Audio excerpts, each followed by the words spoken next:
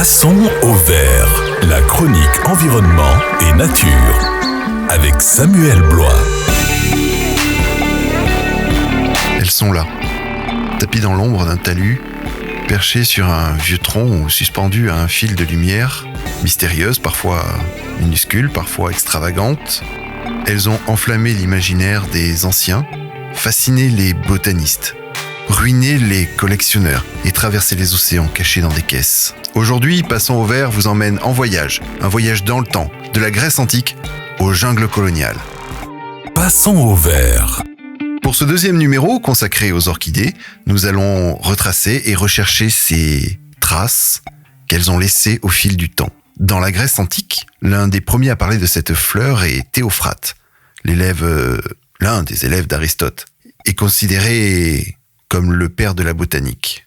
Dans son traité Historia Plantarum, vers 300 avant notre ère, il observe une plante avec des tubercules ovoïdes, presque symétriques, deux petites excroissances sous la terre, qui évoquent sans détour des testicules humaines. Il l'appelle orchis, littéralement testicule en grec ancien.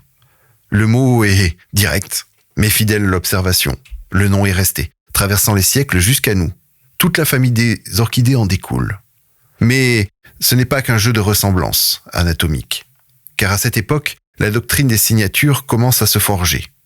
L'idée que la nature laisse des signes visibles sur les plantes pour indiquer leurs usages thérapeutiques. Ce qui ressemble à un organe humain est censé le guérir, le renforcer ou l'imiter. Les Grecs, puis les Romains, attribuent donc à l'orchidée des propriétés aphrodisiaques. Pas la fleur, mais ses tubercules. On les fait sécher, réduire en poudre, on les infuse dans du vin ou de la bière, on les incorpore à des mélanges destinés à raviver la virilité, stimuler la fertilité. Dans son œuvre naturaliste, Pline l'Ancien nous transmet une recette. Si un homme consomme le plus gros des deux tubercules, il engendrera un garçon. Et si une femme mange le plus petit, ce sera une fille.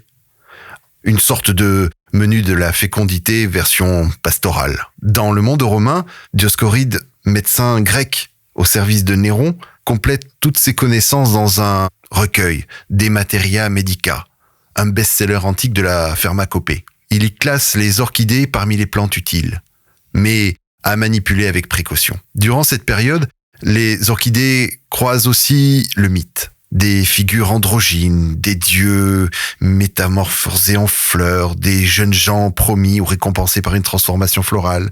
Les Grecs aimaient les histoires où l'on devient ce que l'on ressent.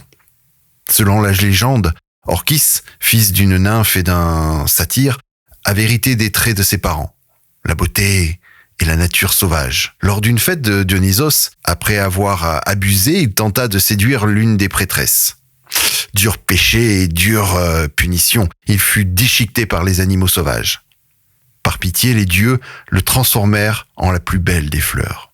Ce mythe est une relecture tardive du XVIe siècle. Il montre combien l'orchidée est déjà à cette époque une fleur ambiguë et troublante. Les orchidées que croisaient les Grecs étaient les mêmes que nous pouvons trouver encore aujourd'hui. Orchis mascula, Anacanthis pyramidalis. Mais leur discrétion, leur floraison brève, leurs habitats exigeants les rendaient déjà rares. Ce n'est donc pas une fleur du peuple. Ce n'est ni la rose de Sappho, ni la violette des champs latins. C'est une plante de l'ombre. Une ombre de plante. Mais une ombre dont on se souvient car elle pousse en pleine lumière. Ainsi se terminent les orchidées dans l'histoire, pendant l'Antiquité. Retrouvez-nous bientôt pour la suite et d'autres histoires dans Passons au vert. Remercie Jean-Mi au montage. Je vous rappelle que tous les épisodes sont en replay dans le podcast du MAG de PAFM et sur toutes les plateformes de streaming. N'hésitez pas à intervenir sur nos réseaux sociaux et ensemble, passons au vert. Passons au vert avec Samuel Blois.